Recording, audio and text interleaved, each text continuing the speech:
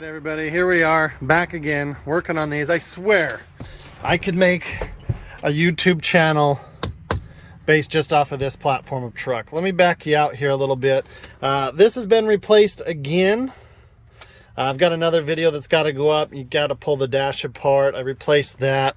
If you don't get an AC Delco one of those, you plan on it not even lasting 2 months. Dorman blows. Right now what we're dealing with is we've got the steering wheel and the sensor that's underneath here is not working properly.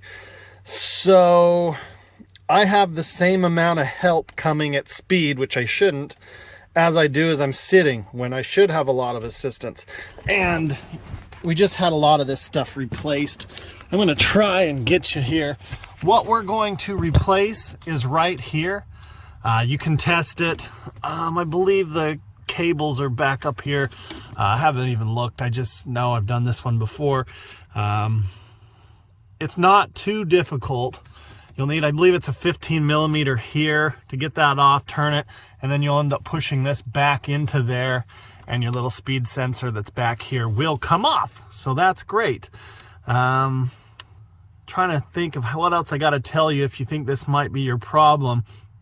Some people have said these only last 50,000. I've never had an issue with them on anything I've owned recently, and sometimes they just go out. But it's odd that we got the steering fixed, which they screwed up, and this is broken. So they shouldn't even have been in here. But I'll show you the part here in just a second. It's really easy to test. Just need a multimeter.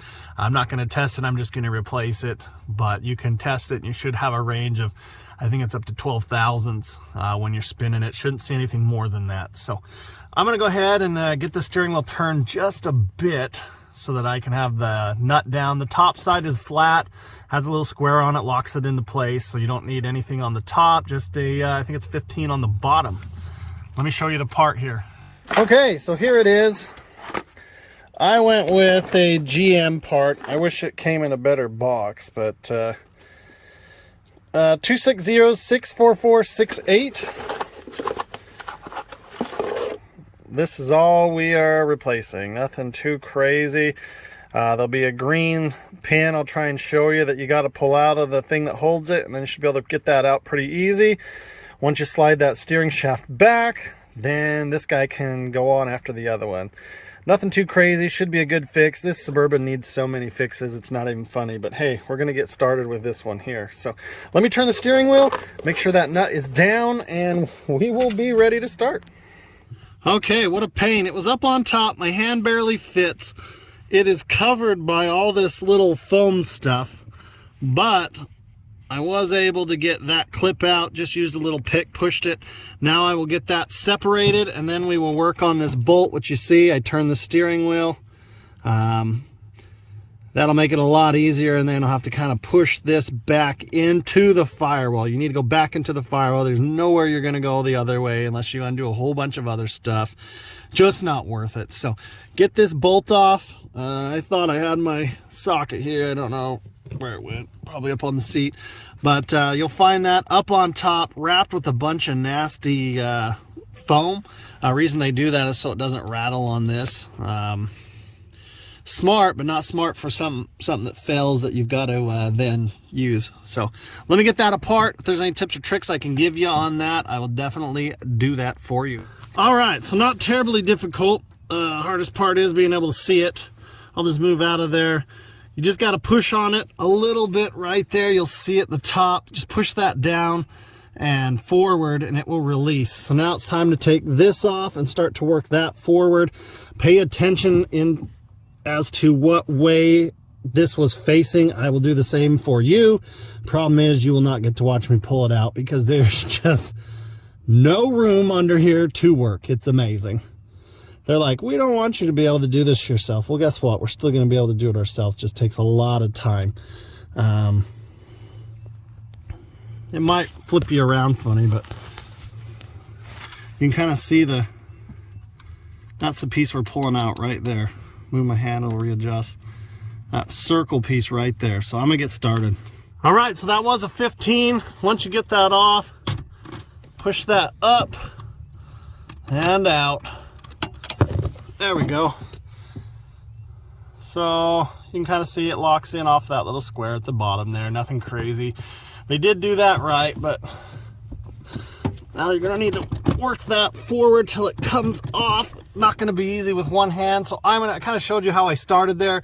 Shimmy, shake, and push just enough that you can get that off, and we'll put the brand new one in, and then we'll run the wires up, go from there. So I wish I could set you guys up somewhere, but nothing I have here will hold it. I need both hands to push, so sorry about that. I'll show you what it looks like once we get it forward. Okay, so you see that thing right there? There's 3 of those, equally more difficult with each passing one. That is how that came out. That is an original part. We got 140,000 miles on this thing. So the way this came out is the way it needs to go back in. Simple as that. That slides off. I'm gonna need 2 hands to get that wiring unhinged, and then we'll go put this factory replacement. Thank God they buy factory if you can, folks. Don't save your money and buy a cheaper piece. Just learn from me. Buy the right one the first time. All right, I'm gonna get that. Maybe you will. I had to push pretty hard to get that that wire right there out. So this right here out. Well, what you got to do to get the old one out is what you got to do to get the new one in, unfortunately. So what we got to do now is probably loosen this and this and see if it'll slide just enough to get that by it. And then we'll have to pop this back through. See what that's supposed to look like. I'll show you in a minute. I'm going to loosen these up, again, 15s, just enough that I can maybe slide this over just a hair to get that, because it's almost through. It's just getting stuck. Anyways, I'll work on it. All right, I got it through. I loosened those up. As you can see, they're loose just a little bit. Pull them through with the hook. Didn't break anything. Slid it back in, put the green thing back in. I've been cursing at it, and now I need to tighten these back down, and then we can probably go for a little cruise. That's the same as it was. I'm trying to think if I want to wrap it or not. I don't think I do. I don't know. We'll play with it here in just a second. All right, so we are driving. It is so much better. I mean, it's still, I was used to worn out. You know, I had a lot of slop. There's not a lot of slop, but when I give it a little correction, it doesn't feel like it's going to take me off the side of the road. So all in all, that's a fix in my book. Hopefully, if you are experiencing the same thing, where you're only getting really 1 speed of power steering and it's not adjustable.